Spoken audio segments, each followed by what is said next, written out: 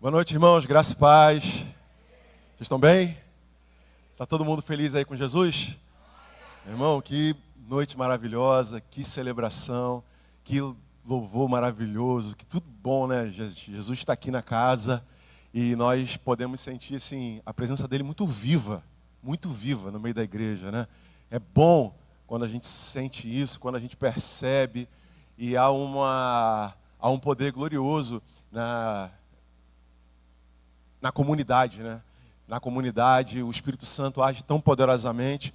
E aproveitando essa ambiência, eu queria que você abrisse a sua Bíblia em Provérbios, no capítulo 30,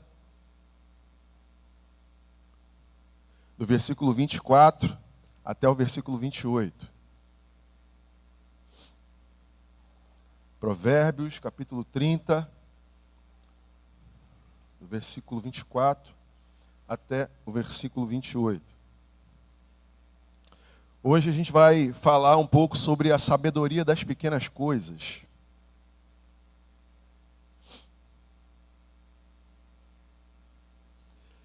Provérbios 30, do versículo 24 até o versículo 28, diz assim: 4 seres da terra são pequenos, no entanto, muito sábios. As formigas, criaturas de pouca força, contudo, armazenam sua comida no verão. Os coelhos, criaturas sem nenhum poder, contudo, habitam nos penhascos. Os gafanhotos não têm um rei, contudo, avançam junto em fileiras. A lagartixa, que se pode apanhar com as mãos, contudo, encontra-se nos palácios reais. Amém, irmãos? A sabedoria das pequenas coisas. Hoje, nós que vivemos numa mania, né, ou pelo menos num sentimento de grandeza, nós conseguimos, através da Bíblia, da palavra, da inspiração do Espírito Santo, perceber que Deus é capaz de encontrar a sabedoria necessária, a revelação perfeita para toda e qualquer circunstância, para todo e qualquer tema. Cara, como é que a gente encontra, Emerson, sabedoria numa lagartixa? Como é que a gente encontra sabedoria num coelho? Onde se encontra sabedoria numa formiga? Onde se encontra sabedoria em todos esses animais que foram falados aqui? Mas Deus, através do Espírito Santo, é capaz de revelar ao nosso coração o quanto cada um desses animaizinhos e insetos são capazes de nos ensinar e trazer a sabedoria que nós necessitamos para alguns assuntos do nosso dia. Eu trouxe alguns aqui só. Mas essa palavra ela é infinita, rica em sabedoria. Então, que o Espírito Santo também inspire o coração de vocês, para que através desses exemplos, que o próprio salmista, que o próprio Salomão trouxe aqui em Provérbios, traga inspiração para cada um dos dias de vocês, amém? Então, a sabedoria de Deus, ela é algo que o mundo não entende. Ela é algo que para o mundo, a Bíblia fala que é como uma loucura. E muitas vezes pode parecer desprezível, pode parecer insignificante, mas nós precisamos entender que esse mundo que gosta de viver de aparências, só daquilo que chama mais atenção, que dá mais visibilidade, nós estamos numa era digital. A era digital é a era da aparência, é a era da visibilidade, é a era daquilo que chama atenção, o que é mais valioso é aquilo que chama atenção. Você entra no Instagram, todo mundo é feliz, todo mundo só sorrindo, fotos bonitas, um monte de filtro para tirar as imperfeições, né, do ser humano, das marcas do rosto. Faz parte do dia a dia do nosso tempo que nós estamos vivendo, a aparência. Porém, com o Senhor é diferente.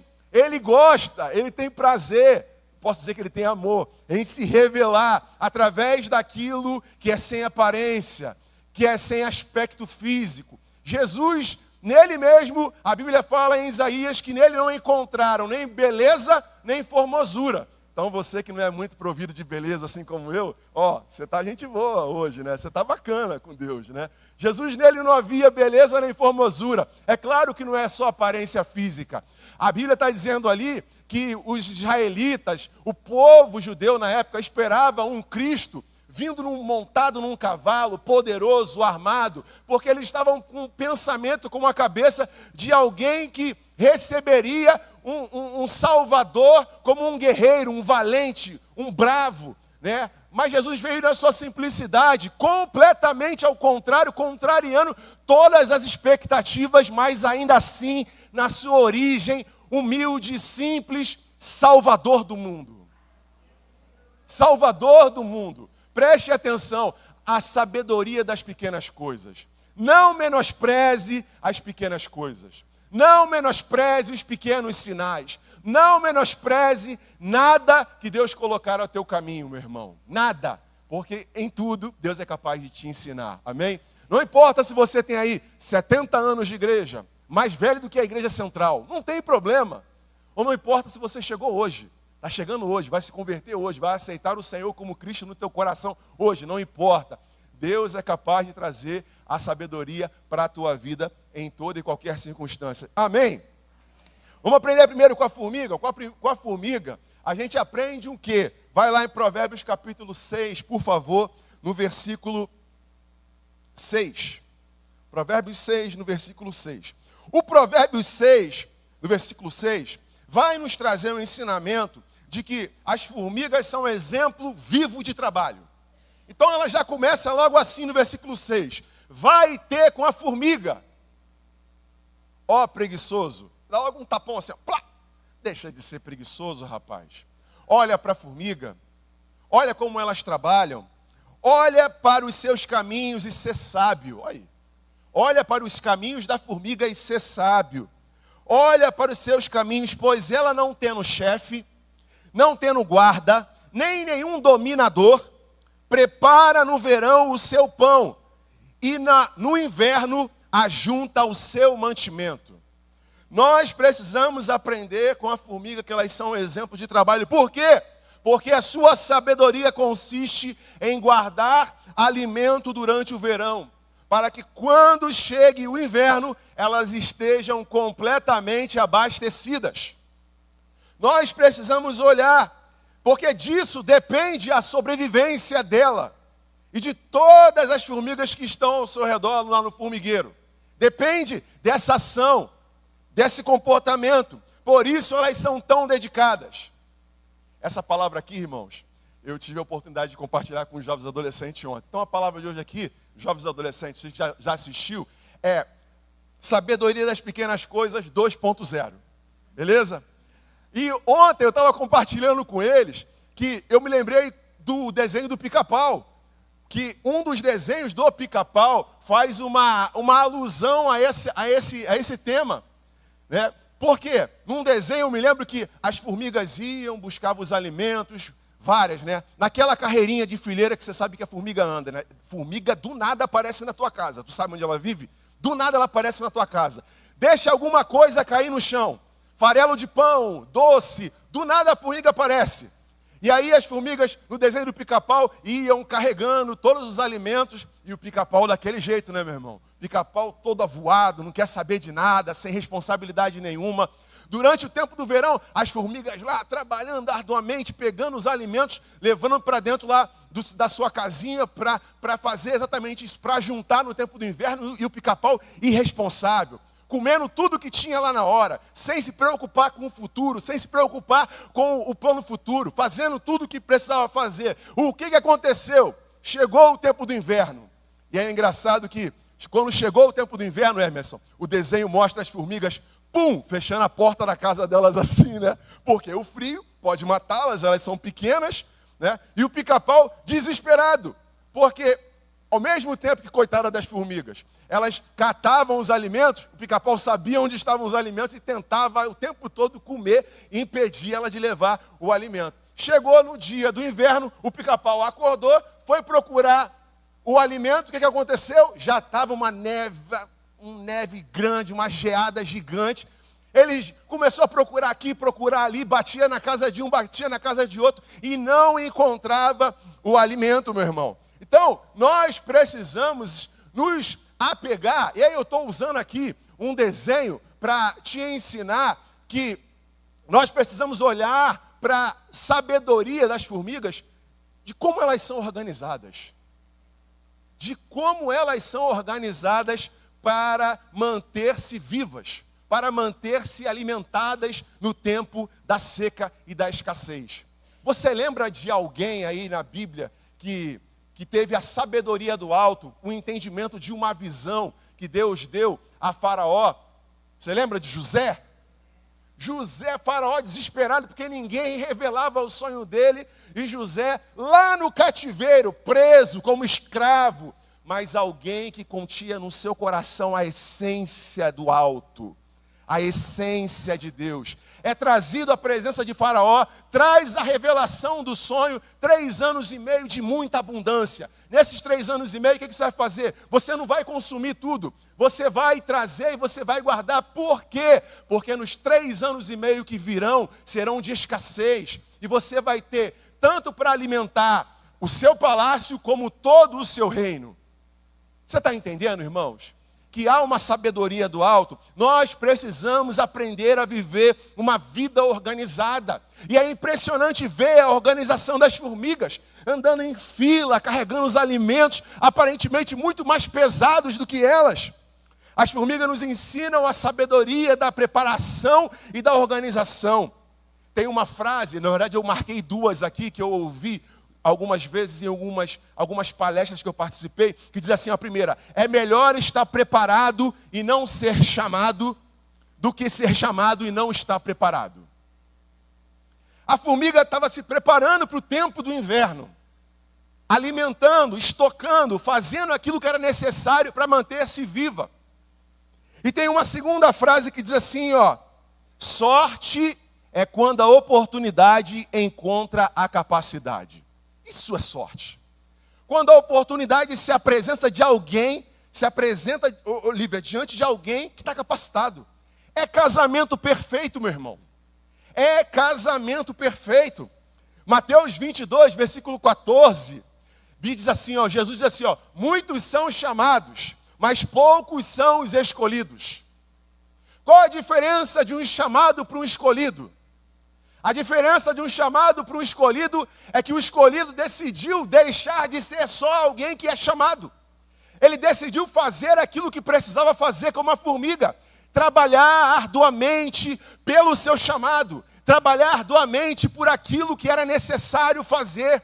A formiga olhava para uma necessidade futura. Porque a formiga não olhava somente para o seu presente, mas trabalhava no presente também pensando no seu futuro. Pensando no que estava por vir. Quantas vezes nós somos imediatistas, irmãos? Abrindo mão de fazer aquilo que nós precisamos fazer. Então nós precisamos deixar de ser somente chamado, porque muitos são chamados. Olhando aqui no público, muitos são chamados. Mas escolhidos depende do que você vai fazer entre o chamado e o cumprimento do chamado. É o caminho que diz. É o que eu faço no caminho. É o que eu semeio no caminho. É o trabalho diário que eu tenho que ter com devocional, com vida na palavra, com uma vida íntegra, com obediência ao Senhor. É isso que conta. E nós precisamos voltar o nosso coração para aprender isso. Foi isso também, meu irmão. Olhando para esse exemplo de organização, de precisar fazer o que precisa ser feito, de estar pronto, preparado, eu me lembrei da parábola das 10 virgens.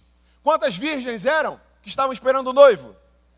10. A Bíblia diz que 5 eram sensatas, eram prudentes, estavam preparadas, adornadas, carregavam o seu vasilhame e com óleo e o seu óleo reserva. Mas 5 somente que estavam mesmo assim, adornadas, preparadas, mas só tinham o óleo que estava no vasilhame aceso, com a lamparina acesa. Não tinham a reserva. Aí a Bíblia diz que o noivo demorou a voltar. Demorou a aparecer. As 10 dormiram. Do nada, repita comigo, do nada. Mais forte, do nada. Do nada ouve-se um grito. O noivo está chegando! E aí o que aconteceu? As 5 que estavam preparadas, levantaram desesperadas. Já tinham dormido já um tempo, Lívia. Só que elas perceberam que a sua candeia havia se apagado. Só que o óleo delas não havia acabado, porque elas tinham óleo reserva. Mas e as outras 5 que não tinham? Ficaram desesperadas. Pelo amor de Deus, me dá um pouquinho de óleo aqui. Ela, você está louco? Eu dou um pouquinho do meu óleo para você. E o que vai acontecer? O noivo pode demorar um pouquinho, o noivo chega e encontra eu e você sem óleo. 5 estavam preparadas. A oportunidade foi dada às 10, mas somente 5 se prepararam como deveriam se preparar. Vamos olhar para a sabedoria da formiga e nos organizar, a nossa vida espiritual, a nossa família, a nossa casa, a nossa mente, irmãos. Nós precisamos estar preparados. A parábola das 10 virgens nos traz um sinal de alerta, porque Maranata é a canção do nosso coração.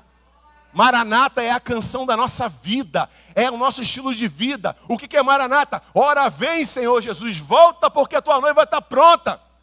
Essa noiva precisa estar, o que a Bíblia diz, pura, imaculada, sem mancha, sem mácula, sem ruga, porque é essa noiva que o Senhor vem encontrar. Uma noiva linda, bela, santificada, não com aparência somente de beleza, mas com uma beleza interior, preparada, pronta, apta para receber o seu noivo. Vocês estão entendendo, irmão? Vocês recebem essa palavra aí, meu irmão? As insensatas pegaram as suas candeias e levaram tudo, levaram óleo, levaram candeia. Mas, não levaram, mas as prudentes levaram consigo e conseguiram a recompensa de que tanto esperavam. Qual era a recompensa que as 10 esperavam? Encontrar o seu noivo, viver, casar-se com o seu noivo. Somente 5 das 10 conseguiram. Eu quero profetizar que você vai ser essas 5 prudentes, irmãos, na vida. Que essa organização de Deus, dado por Deus, numa sabedoria do alto, você vai organizar todos os ambientes da sua vida, todas as áreas da sua vida, você vai receber uma inspiração do alto, para hoje tomar uma decisão, para fazer aquilo que precisa fazer, para resolver aquilo que precisa ser resolvido, para tratar as suas questões. Coragem! Faça o que precisa ser feito. Precisamos estar preparados e aptos para fazer o que é nosso dever. O que é nosso, irmãos. A bronca é tua. A bronca é minha. A responsabilidade é individual. Nós precisamos. Não podemos viver dormindo, desatentos, despreparados, achando que tudo vai cair do céu. Não podemos. Trazendo então para a nossa vida prática, se eu quero um bom trabalho no futuro, eu preciso me preparar hoje para aquilo que eu estou almejando no trabalho. Se eu quero um casamento saudável, eu preciso trabalhar no meu crescimento e maturidade hoje, pois só pessoas maduras têm relacionamentos maduros. Só pessoas saudáveis e curadas conseguem relacionamentos assim. Preciso abrir mão, olhar, reconhecer, renunciar, pedir ajuda, procurar ajuda, é trabalho meu. No meu casamento é trabalho meu e da minha esposa, não é trabalho teu. Entendeu, irmãos? Nós precisamos organizar. As formigas sabem o tempo da sua oportunidade e aproveitam cada oportunidade muito bem. No verão, elas preparam o seu alimento para que no inverno não sofram as necessidades. E isso é um grande exemplo de previdência. Previdência é a capacidade de se antecipar ao futuro, de guardar, de investir, de prever algumas coisas. Nós precisamos ter essa consciência, cultivar no nosso coração essa capacidade. Se você não tem força, se você não tem sabedoria, peça a Deus que dá sabedoria a todos. Não nega a ninguém, meu irmão. Precisamos aprender a estar atentos aos sinais dos fins do tempo e à voz do Espírito Santo para organizarmos melhor a nossa vida.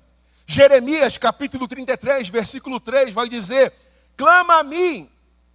Deus está dizendo isso. Clama a mim e responder-te-ei. E darei a vocês, direi a vocês coisas grandes e insondáveis que vocês ainda não conhecem. Deus está falando conosco, clama a mim, o próprio Deus. e eu responderei. Ele não fica calado, os seus ouvidos não estão tapados para a sua oração, a sua boca não está fechada. Nosso Deus não é um Deus de pau, um Deus de pedra, um Deus morto. Nós servimos a um Deus vivo. Vivo. É por isso que a igreja é viva, porque a origem dela é viva. É Deus. E quem aprende a ouvir a Deus, irmãos, preste atenção, se antecipa. Quem aprende a ouvir a Deus se antecipa, organiza a própria vida e não vive atrasado nos tempos. Por quê? Porque quem se antecipa governa. Quem se antecipa governa. Quem se antecipa vive na frente, anda a passos à frente do seu tempo. Você vê essas pessoas assim, grandes empresários, pessoas que criaram alguma coisa, os caras têm a mentalidade à frente do seu tempo. Irmãos, nós somos filhos de Deus, munidos da sabedoria do alto. Essa palavra está em nosso coração, você só precisa se antecipar e pegar ela pela fé. Irmão, eu não consigo ver uma solução, eu não consigo ver um caminho. Vai, dobra teu joelho, ora, coloca em oração, coloca no altar do Senhor esse pedido. E aquela solução que não chega no seu trabalho, na sua família, nos seus relacionamentos, você vai ver a provisão de Deus. Você vai ver a resposta que você tanto precisa. E sabe, irmãos, não importa se você entrou aqui com seu coração completamente fechado, incrédulo. Deus é capaz de fazer e de te surpreender hoje. Hoje. Clama a mim, Deus diz, e responder-te-ei, Ele nos dá o retorno. E direi a você. Ele não nos deixa perdido, ainda nos dá a direção, Yasmin. Direi a você o quê? Coisas grandiosas e insondáveis que você ainda não conhece. Sabe aquelas portas que você fala, meu Deus, como essa porta se abriu, como essa resposta chegou do nada, chegou do Neida. Ai, gente, desculpa, do nada, de vez em quando eu sou meio doido. Do Neida chegou a resposta. Eu não estava esperando, eu não sei de onde veio. Clama a mim e responder-te-ei. Filho de Deus não fica enganado. Filho de Deus não fica sem resposta. Você é filho, meu irmão? Tem resposta para você. Esteja atento para ouvir qualquer que seja a resposta. Porque eu estou falando isso aqui, você pensa logo naquilo que eu quero. Ah, positivo. Tem que aprender a ouvir também os não de Deus. As portas que Ele fecha. Porque a porta que Ele fecha não adianta. Não vai abrir de jeito nenhum. Agora a porta que Ele abre é escancarada. Entra e vai com força. Vai com força. E quem aprende a ouvir a Deus se antecipa, governa. As formigas vivem no presente planejando o futuro. Então, meu irmão, se na sabedoria das formigas eu preciso aprender a organizar a minha vida e tudo em volta, pare de viver só no passado. Elas vivem o presente planejando o futuro. Pare de viver no passado. Para. Chega. Dá um basta. Eu sei que o passado aconteceu, está lá, foi a tua história, a tua vida. Muda esse ânimo. Se você não fizer isso, eu não vou fazer por você, você precisa fazer. É claro que há um poder grandioso na unidade, nós vamos falar daqui a pouco sobre isso. Mas olha aqui, eu posso estar lá do teu lado, vem. Se você não quiser vir, não vai acontecer nada. Você precisa estar predisposto. Olha o que a Bíblia diz, o apóstolo Paulo em Filipenses 3, versículo 14. Porém, uma coisa faço, e é que, esquecendo-me das coisas que para trás ficam, e avançando para as que estão diante de mim, prossigo para o alvo, ao prêmio da soberana vocação em Cristo Jesus.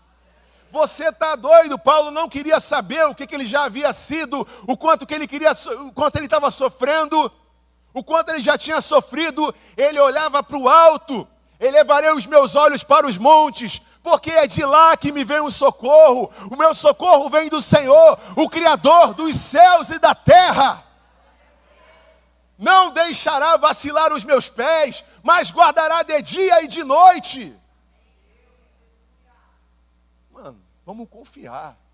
E essa palavra é aqui, ó. Bate aqui primeiro. Essa é uma palavra de ânimo para o teu coração. Pare de viver só no passado. Pare de viver só no futuro. Alô, sonhador.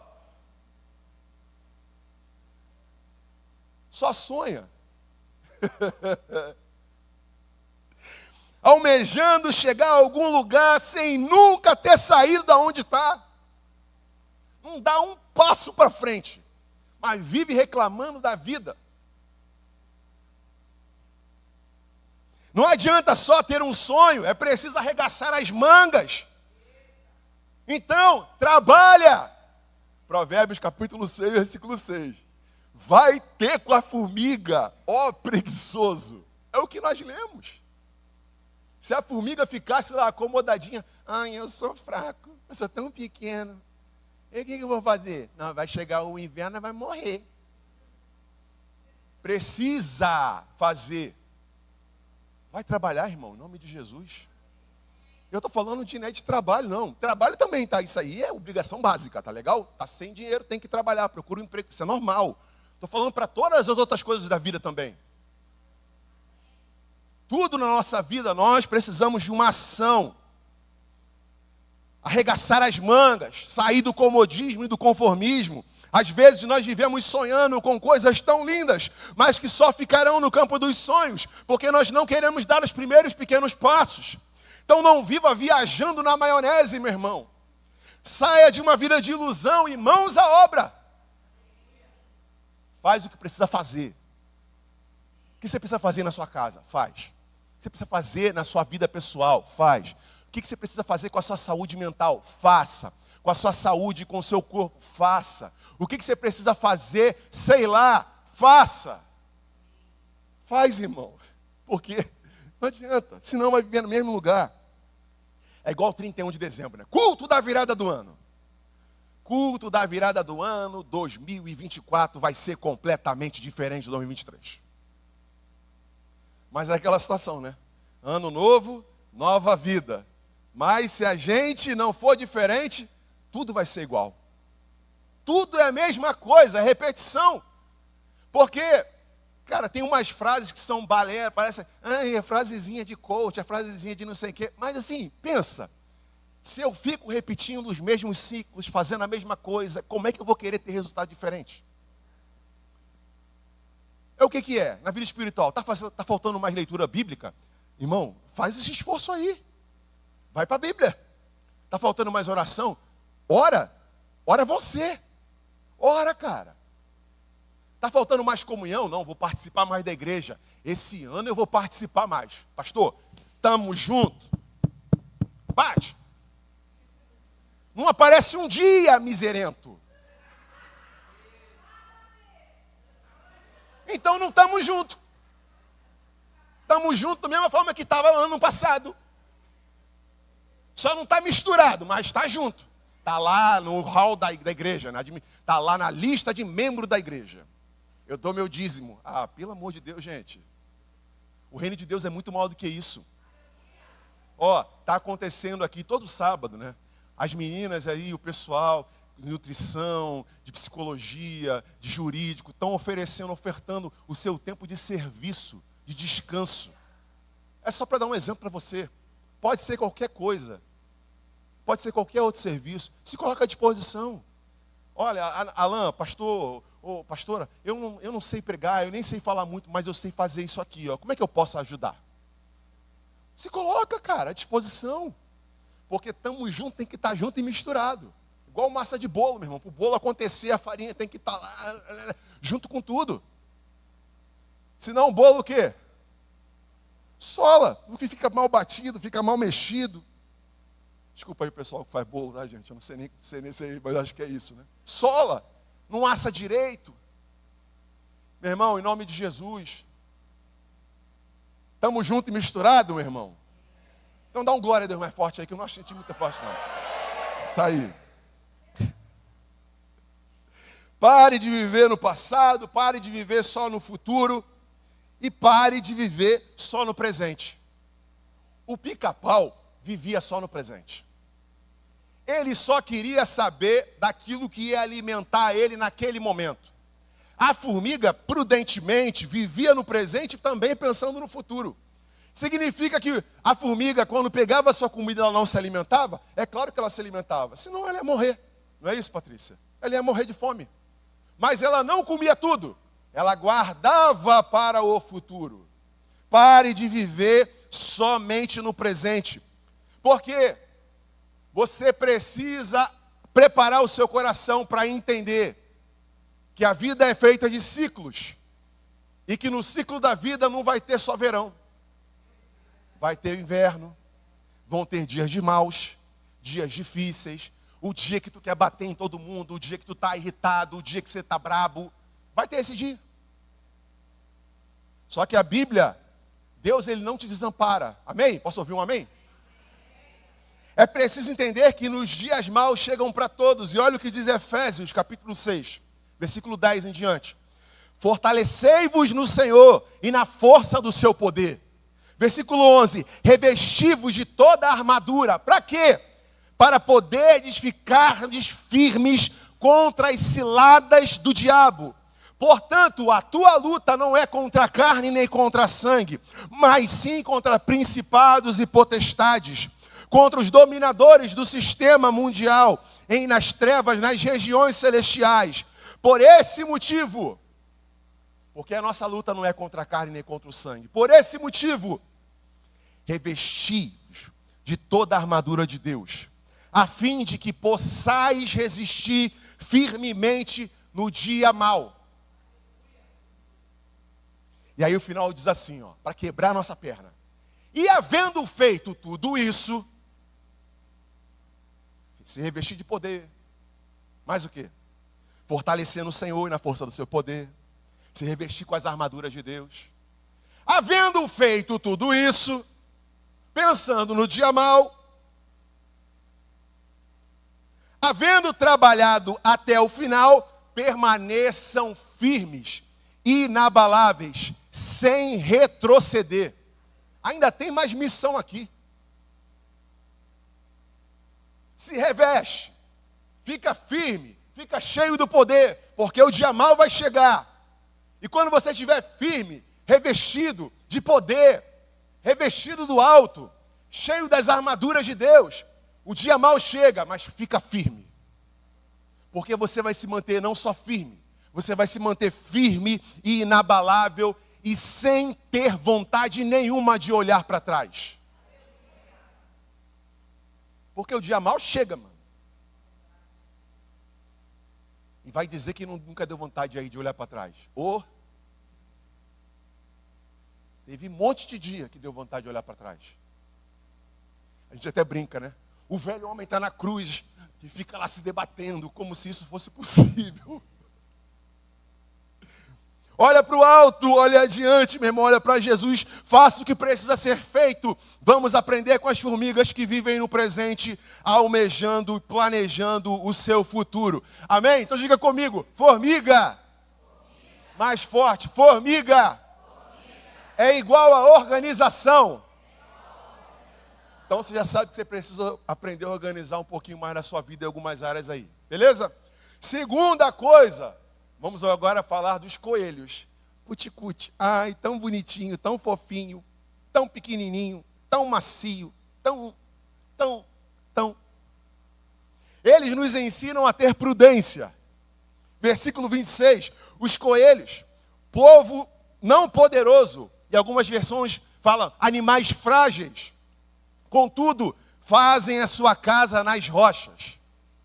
Os coelhos são animais frágeis e sem defesa natural, porém muito prudentes. Fazem a sua casa na rocha e nela se refugiam nos momentos de perigo. Primeiro ponto, nós precisamos aprender a reconhecer cada uma das nossas fragilidades. Para que haja prudência na vida espiritual, na família, no trabalho, em qualquer lugar, é preciso saber reconhecer que você, sozinho, não consegue vencer. Eu sei que você está aqui, você tem essas experiências de vida, nós vamos trocar uma ideia, vamos bater um papo. Eu vou aprender pra caramba com você, com as suas experiências de vida. Eu já falei nisso, você tem aí 75 anos de igreja. Nasci nessa igreja. Beleza, tá tudo certo. Faz parte da maturidade, do crescimento. Mas é preciso saber reconhecer cada uma das suas limitações e fraquezas e lançá-las em Jesus. Sabe o que os coelhos fazem, né?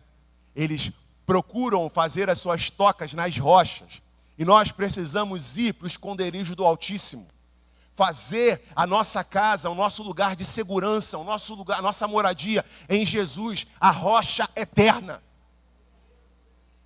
Precisamos aprender a identificar as nossas fraquezas e dar nome a cada uma delas.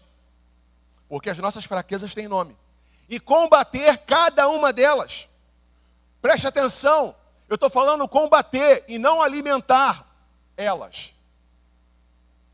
Tiago capítulo 4, versículo 7 vai dizer: portanto, submetam-se a Deus, resistam ao diabo, e o diabo o quê? Fugirá de você. Por que o diabo foge de quem resiste a ele? Não é porque ele está resistindo, não é porque eu resisto, porque não é na minha força, é porque eu, antes de resistir ao diabo, eu submeti o meu coração a Deus. A força que me faz vencer as tentações, a força que me faz vencer as minhas fragilidades, não estão na minha inteligência, não estão na minha experiência de vida, não estão nas minhas histórias, nas histórias dos meus pais somente. Tudo isso contribui, mas o que me faz vencedor, vencer cada uma das minhas guerras, está no nome poderoso de Jesus. E eu preciso submeter o meu coração a esse nome. O nome que tem todo o poder para destruir fortalezas, para destruir qualquer tipo de armadilha e artimanha que Satanás venha colocar diante de nós. Porque a tentação tem uma aparência bacana, tá? A Bíblia fala que nós somos tentados pelos nossos próprios desejos. Você tem um desejo carnal aí? Tem, eu sei que você tem. Eu também tenho. Todo mundo tem. E a Bíblia fala que o diabo pega exatamente esse desejo carnal. Nas obras da carne, de Gálatas, depois tem lá, Gálatas capítulo 5, vai estar lá no versículo lá, todas as obras da carne, que diz que quem praticam essas coisas e coisas semelhantes, não herdarão o reino de Deus. E nós precisamos submeter a nossa carne ao Espírito. Porque se não submeter a carne ao Espírito, a guerra, quem vence é a carne. E da carne eu não luto, eu meto o pé, eu corro, eu fujo. Eu não posso enfrentar. E para fazer isso, eu preciso submeter o meu coração a Deus. Então dobra esse coração duro aí, mano. Abre mão. Renda o seu coração, reconheça as suas limitações. E nós precisamos aprender com a sabedoria dos coelhos e construir a nossa casa na rocha Jesus, irmãos. Mateus 7, versículo 24 em diante, diz que todo aquele que escuta as minhas palavras e as pratica é semelhante ao homem prudente, que edifica a sua casa sobre a rocha. Aí o que acontece com o homem prudente aqui? Versículo 25. Desceu a chuva, correram os rios, sopraram os ventos, bateram violentamente contra essa casa, mas a casa não caiu. Porque ela estava o quê? Edificada fortemente sobre a rocha. Nós precisamos deixar as nossas instabilidades. E olha só, nós somos instáveis. Mas se nós olharmos para Jesus e construirmos a nossa fé em Jesus, a Bíblia diz que Ele é imutável. Ele não muda, Ele jamais mudará, nele não tem variação. Ele não tem um dia que Ele está muito alegre, muito triste, muito forte, muito fraco. Ele é acima de qualquer coisa. Jesus é e basta. A sua palavra é poderosa, a sua palavra é dunamis, é o poder de Deus para a salvação da humanidade. É a provisão plena. A Bíblia diz que em Jesus nós somos providos de tudo. Ah, mas você está falando isso aí, está parecendo até um super-homem hoje. Não, este que vos fala também passa os mesmos perrengues que você passa. Mesmo sufoco. De repente você vence alguns que eu ainda nem consegui vencer. E ao contrário também é verdade. Mas vamos vencer, meu irmão. Não fica sozinho. Versículo 26. E aquele que ouve as minhas palavras e não as pratica, ele é comparado ao homem insensato, que edificou a casa não sobre a rocha, mas sobre a areia. E aí tu sabe o que acontece. Vem a chuva, vem o vento, vem o maremoto, vem o soprinho da criança. E a casa balança. E a casa não fica firme. E a Bíblia diz lá no versículo 27 que grande foi a sua queda. Está na hora de construir a casa sobre a rocha. Está na hora, de usar da prudência, da sabedoria que o coelho traz para nós de ser prudentes. Reconhecer as fraquezas, reconhecer as fragilidades, saber que não é da nossa própria força e construir a nossa fé, a nossa casa, a nossa família, a nossa história de vida sobre o firme fundamento Jesus. Jesus é a nossa rocha de refúgio, é a nossa rocha segura. Isaías 26, versículo 4, que vai dizer: confiai no Senhor eternamente, para todo sempre. Isaías manda logo assim, não confia um dia e não confia no outro não. Confia eternamente, meu irmão, perpetuamente. Por quê? Porque o Senhor Deus é uma rocha eterna. Ele é fora desse tempo. Porque, você sabe, né? Todos os sentimentos têm um tempo. Tem um tempo que você está muito alegre, aí você passa alegre assim uma semana. Coitada das mulheres, né? Que Deus abençoe a vida de vocês, né? Aí tem o período, né, da tensão pré-menstrual. Aí tem um dia que tem uma hora no mesmo dia, alegre, feliz, triste, muito alegre, muito feliz, muito triste, com muita raiva. Eu sei disso. São as questões hormonais. Mas você também não fica muito fora disso não, tá, homem? Eu também não. Todo mundo. A gente tem as nossas oscilações. Mas o nosso Deus é uma rocha eterna, permanente, firme. Então, primeiro, aprender a ser organizado como as formigas. Segundo, aprender a ser prudente como os coelhos. Terceiro, aprender a viver em união com os gafanhotos. Aprender a viver a verdadeira unidade, o poder da unidade. Versículo 27 de Provérbios 30. Os gafanhotos não têm rei, contudo, marcham todos em um só bando. Os gafanhotos são semelhantes aos grilos, que comem plantas. A sabedoria deles é que não trabalham sozinhos nunca. Lembrei agora dos homens, né? A gente botava a mão ali e... Como é que era o grito, gente? Me lembra aí que eu esqueci agora. Juntos somos fortes. Lembrei. Aí o pessoal, né, dá uma zoada. Eu mesmo já, de vez em quando, zoo todo mundo, de vez em quando eu dou uma zoada também. Mas, cara, não é o ato de juntar a mão e só simplesmente dar um grito. O nosso coração é junto. O propósito é junto. Porque unidade não é uniformidade. Eu não visto a mesma roupa que o pastor Daniel. Mas a unidade do nosso coração torna o nosso propósito único. Os gafanhotos, uns eram maiores, outros eram menores, outros eram mais fortinhos, eram gordinhos, outros, um é de um jeito, mais brabo, mais valente, outro era mais frouxo. Mas o que tornavam eles impiedosos e destruidores de lavouras, é quando eles vêm numa nuvem.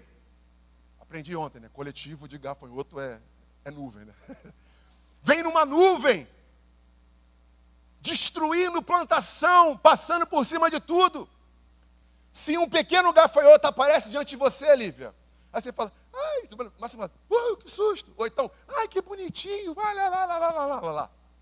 Deixa eu pegar para criar. Vem cá, gafanhotinho, um beijo. Agora, se vem uma nuvem de gafanhoto contra você, corre, mete o pé. Uma das pragas do Egito. Apocalipse vai falar disso.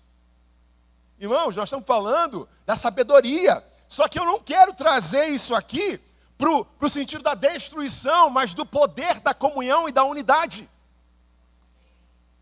Como gafanhoto, nós podemos aprender a importância da unidade e de andarmos juntos, construir juntos, construir como uma família, com um único coração, com um senso, olhando para um único lugar. Nós somos diferentes, nós vamos divergir, nós vamos ter pensamentos diferentes, não tem problema, mas família se ama, família resolve os seus problemas, família chega a um comum acordo.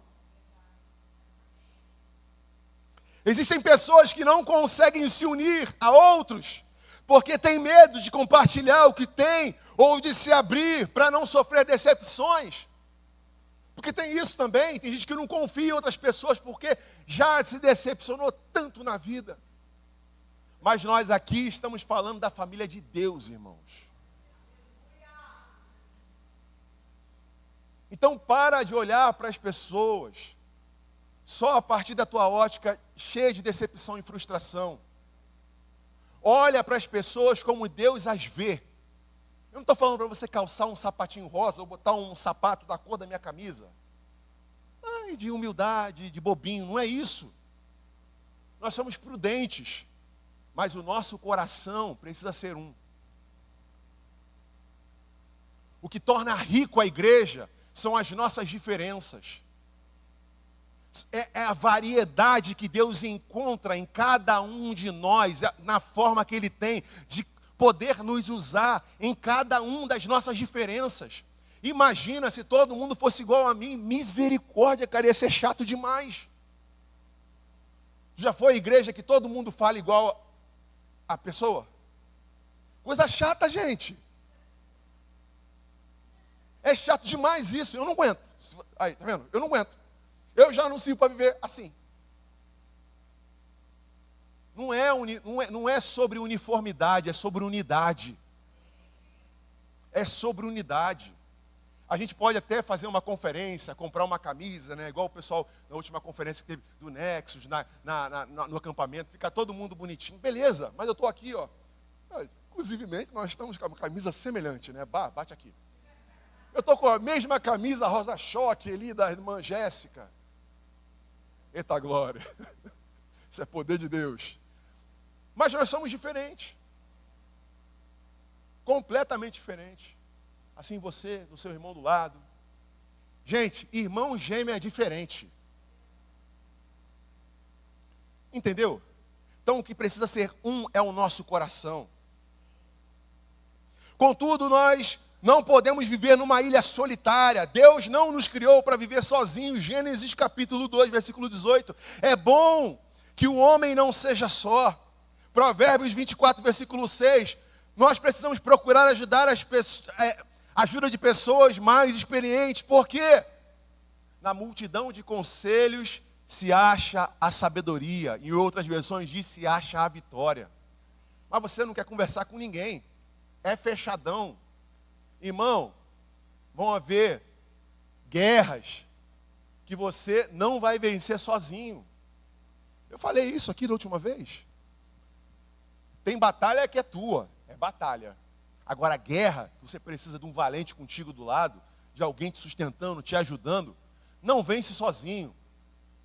É claro, né, irmãos? Peça sabedoria a Deus, procure os irmãos experientes, não saia abrindo seu coração para qualquer pessoa. É claro que você precisa ter esse crivo. Tem que ser alguém sensato que, sabe, que ainda não está tratado na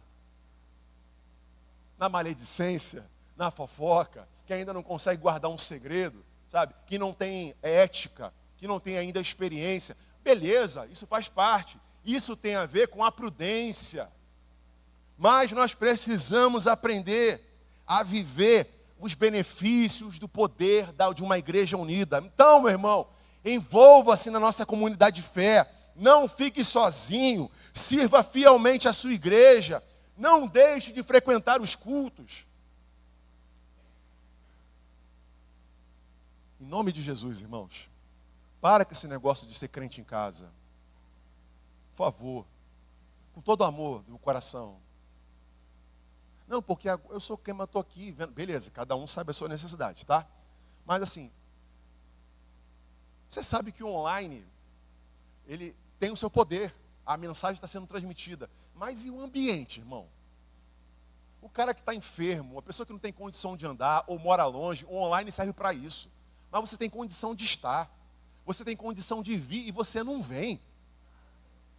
Cara, o que a gente viveu hoje aqui, esse ambiente, essa glória, que você sai daqui renovada, você só sai assim renovado no poder da unidade. Em casa, você vai ficar com muita distração. Toda hora alguém te chama, você olha o WhatsApp. Você está entendendo? Não, tudo bem, acontece, vai ter um dia que você não vai poder vir. Liga lá a tua internet, é transmitida, compartilha o link, isso tem o seu lugar. Mas, cara, pode vir para a igreja, pode servir.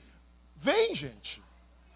Vem de manhã, vem à noite, pergunta o pastor o que pode servir, procura o Léo, procura os voluntários, sirva a sua igreja, sirva a sua comunidade de fé. Estamos juntos e misturados, meu irmão? Precisa estar junto e misturado, não é só estamos juntos não, é junto e misturado, amém? Então, Hebreus 10, versículo 24 e 25, e consideremos uns aos outros para nos incentivarmos ao amor e às boas obras. Não deixemos de nos reunir como igreja, segundo os costumes de alguns, mas procuremos encorajar uns aos outros, ainda mais quando vocês veem chegando o dia de Cristo Jesus. Então, meu irmão, viu teu irmão aí, ó, meio cambaleando, não sei se vou, cara, encoraje o cara, mano. Dá uma palavra, sabe? Convida, poxa, é importante, diz para ele quanto ele é importante. Ele é amado por Deus, é amado por você. Sirva a sua igreja. Quando os gafanhotos voam, parecem uma nuvem bem definida, e todos buscam um objetivo comum, vivendo em união. Quando voam em coletivos, eles se tornam poderosos. E apesar de historicamente serem esses animais de destruição, a igreja deve tomar isso, por exemplo, para usar esse poder para construir. Para a construção, é muito mais fácil. É muito mais fácil, irmãos. Muito mais fácil. Teve uma segunda-feira dessas aqui, já está tendo algumas, né? A igreja está em obra, passando por algumas obras, no terraço, em algum lugar. E aí compraram 950 metros de areia. Areia para dedéu, meu irmão. Tinha que subir a areia lá para o terceiro piso, lá para o terraço. Quem sabe o tamanho da quantidade de escada que você sobe para chegar no terraço é uma luta. E você imagina, de balde em balde. Eu não sei nem quanto é de milímetro, de capacidade de cada balde. Irmão, 950 milhões de metros de areia. Eu falei, Danilo, para que tudo isso de areia, meu Deus? Para que isso, Senhor? Mas era necessário. Danilo está lá, 75 anos de casado, aleluia, Danilo, com a Cátia. E o Marinho são coordenadores, levanta a mão aí, Marinho, tem trabalho, meu irmão. Ó, são coordenadores de obra, você é pedreiro, você é ajudante, eletricista, tem trabalho para você aqui também nesse lugar, tá bom? Fizemos a convocação, se tivesse só eles dois, iam acabar hoje. Segunda-feira retrasada, acabar hoje. Mas aí vieram 925 pessoas. Cara, a Romarada veio com força. Então vamos organizar uma quantidade carrega 90 baldes, outros que são mais fraquinhos, mais magrinhos, carrega 70, outro vai, carrega no ombro, outro pega lá em cima, faz a escadinha, puxa na corrente, conversa, troca uma ideia, de balde em balde. A comunhão é fortalecida, a igreja cresce, as coisas acontecem, e você está em casa fazendo nada.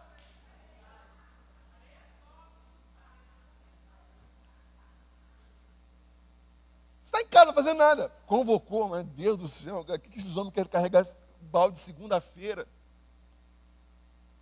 Meu irmão, vem carregar balde. Vem carregar cimento, vem fazer alguma coisa, vem servir a tua igreja.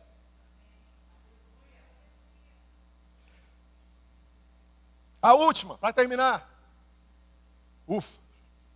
Largatixa. Largatixa é um negócio meio difícil, né? Largatixa é um negócio meio difícil. Largatixa vai nos ensinar até a ousadia. Emerson, eu não sei o que você vai cantar. De verdade. Porque depois dessa palavra aqui, coelho, não sei o que você vai cantar. Mas dá um jeito aí, irmão. Pensa aí. Pede a ação do Espírito Santo. Largatixa.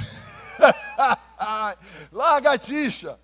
Versículo 28. A largatixa que se apanha com as mãos. contudo, ela está no palácio dos reis. Olha aí.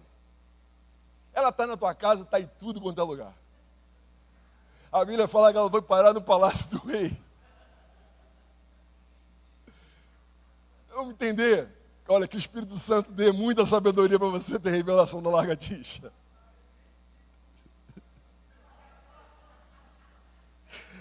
A sua sabedoria consiste em ser ousada, corajosa, porque por ser pequeno, ela consegue entrar em lugares que outros animais não conseguem. A história da lagartixa diz, inclusive, que para entrar em determinados locais, porque ela é predadora de alguns insetos, né? Ela quebra até mesmo o seu próprio rabo, sozinha, para poder passar em alguns lugares. E depois, nesse movimento de Deus doido aí, o rabo dela volta para o lugar. Você vê. Pequeno porque ela consegue entrar nesses lugares que outros animais não conseguem. Sua esperteza é destacada por entrar até em palácios, aqui na Bíblia, de reis, onde poucos são convidados, que é a exclusividade de poucas pessoas, principalmente na época bíblica. E nós precisamos aprender que o Senhor nos encheu, igreja, de ousadia. A principal delas, e Ele nos incentiva em Hebreus capítulo 4, cheguemos com ousadia ao trono da graça. Sabe quem possibilitou você chegar com ousadia ao trono da graça?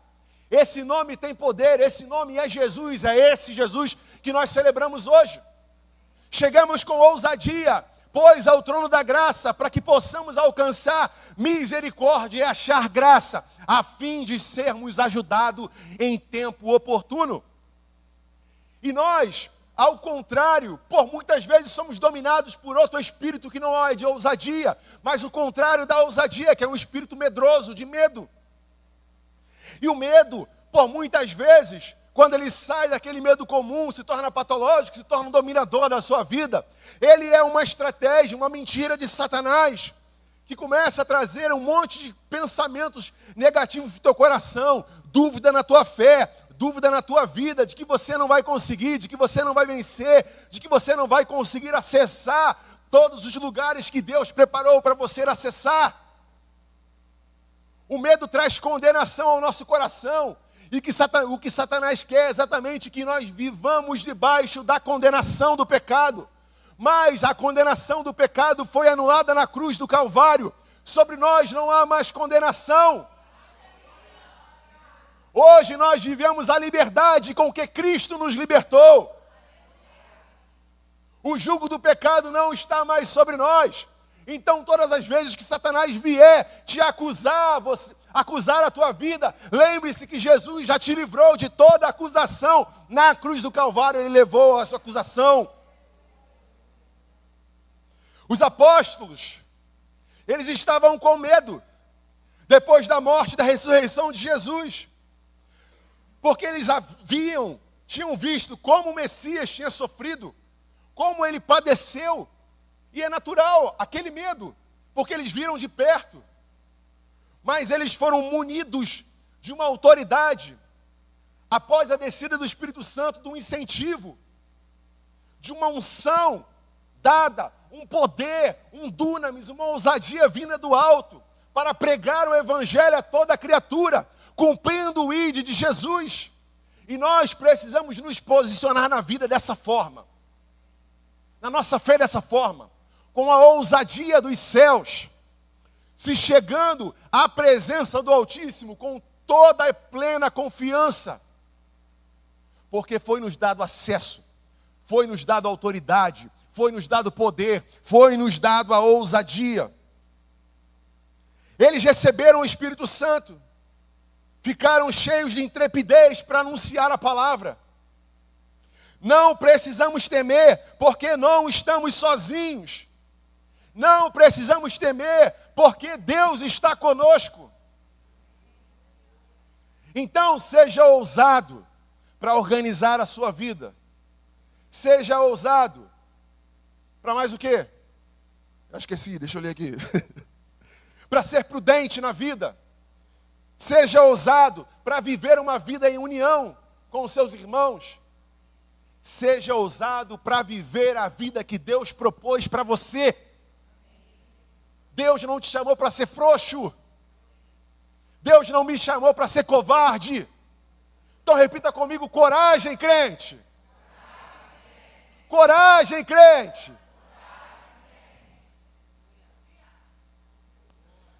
Você tem medo? Peça ao Senhor que te dê coragem. Busque a sabedoria do alto para vencer. Eu já falei isso aqui, mas para a gente terminar. Emerson, chega aqui. Tiago 1, versículo 5. Se porém algum de vós necessita de sabedoria, peça a Deus, que a todos dá liberadamente, e nada lhes improperá, e será assim concedida, e você em nada será impedido, e assim será concedido sobre a tua vida. A sabedoria é essencial para tudo na nossa vida. Sem ela, nós andamos no escuro, e tudo que fazemos dá errado, meu irmão. Do alto, sabedoria do alto. Mas com a sabedoria de Deus, sempre somos, preste atenção, com a sabedoria de Deus, sempre somos mais do que vencedores. O nosso pastor que fala, né? O Filho de Deus, ele não perde, ele vence diferente.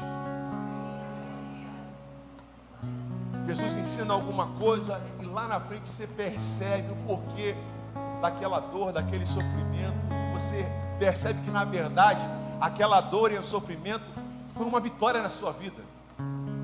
Porque o Deus que você serve e que eu sirvo, ele não é estraga prazer. Não é o prazer do mundo, os prazeres carnais. Deus, ele não estraga os seus próprios planos. Você e eu somos capazes de fazer isso. Pegar os nossos planos, os nossos próprios, formalizar, montar, organizar, administrar, orquestrar tudo, colocar tudo no papel, organizar tudo e no final fazer tudo ao contrário. Deus é um Deus de ordem. Deus é um Deus organizado. Ele nos deu essa capacidade, essa sabedoria. Então, irmãos, procure ser mais sábio. Procure ser sábio. Procure ser mais organizado como a formiga.